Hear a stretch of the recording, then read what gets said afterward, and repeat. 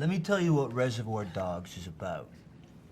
Reservoir Dogs is a metaphor for the Catholic concept of the Holy Trinity. You know, the union of the three divine persons, co-equal and co-eternal.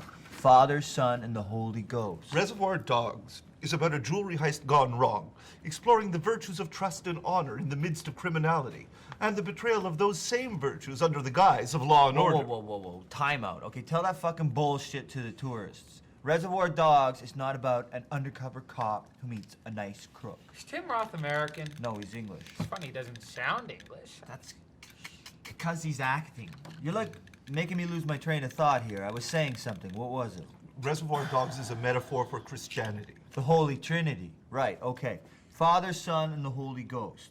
Joe Cabot, Thing, is God, the Holy Father. Who? Lawrence Tierney, the big bald guy.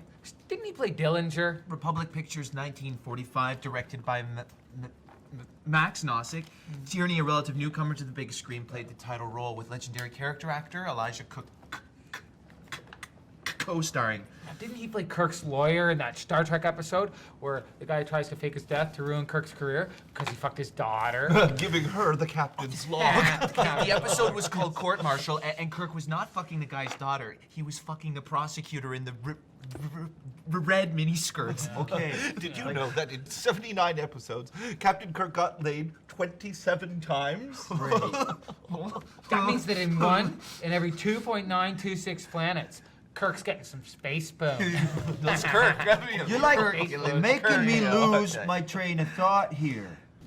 Can I continue with my diatribe? Dillinger is God. Right. Joe is the god of crime. Everything happens according to his design. Now, nice guy Eddie. Who's that? You've seen the film? I'm bad with names. Chris Penn, the chubby fucker with the brick cell phone and the faggy tracksuit. Sean Penn's brother. Yes, they are related. So he's Jesus? No, he's not fucking Jesus. But he's the son of the Lawrence Tierney character. Joe Cabot. Harvey Keitel is Jesus. But his character isn't even related to the Harvey You Keitel wanna character. fucking hear this or not? Sorry, it's beyond me. Move on. I'll move on when I'm good and ready. Okay, nice guy Eddie is the Holy Ghost. He moves amongst the mortal criminals and makes God's will happen, but is not himself part of the heist. This leaves Mr. White, Mr. Harvey Keitel as Jesus H. Christ. Now, Jesus, of course, was betrayed by who? Pontius Pilate. The Roman governor of Judea. Judas. Judas betrayed Christ. All right, of course, Tim Roth. Mr. Orange, who begins to believe in Jesus, but in the end betrays him for the state, which is personified by the LAPD. Can't use that word that way. What word? Personified. Only a person can personify something.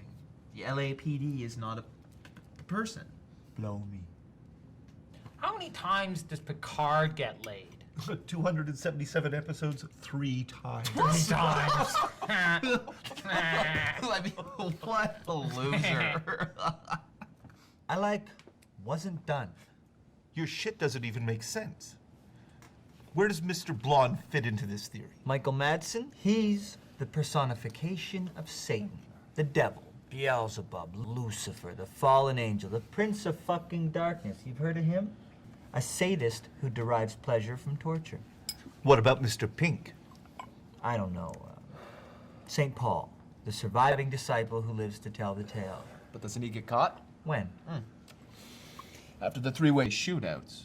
Mr. Pink sneaks into the warehouse, nabs the diamonds, then moments later the cops burst in. So, One assumes that the cops nab Mr. Pink when he sneaks out of the warehouse. Yeah, that's what I always assumed. who told you could assume anything?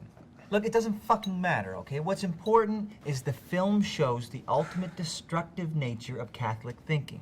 Tierney, Penn, Keitel, the Holy Trinity, all gunning themselves down. And then Jesus Keitel realizing he did it to protect Judas Tim Roth, who represents, in a meta sense, all of humanity. And it shows how we are all doomed to be caught in the crossfire, protecting those who betray us. Where do you come up with this shit? Who cares? It's all fucking bullshit.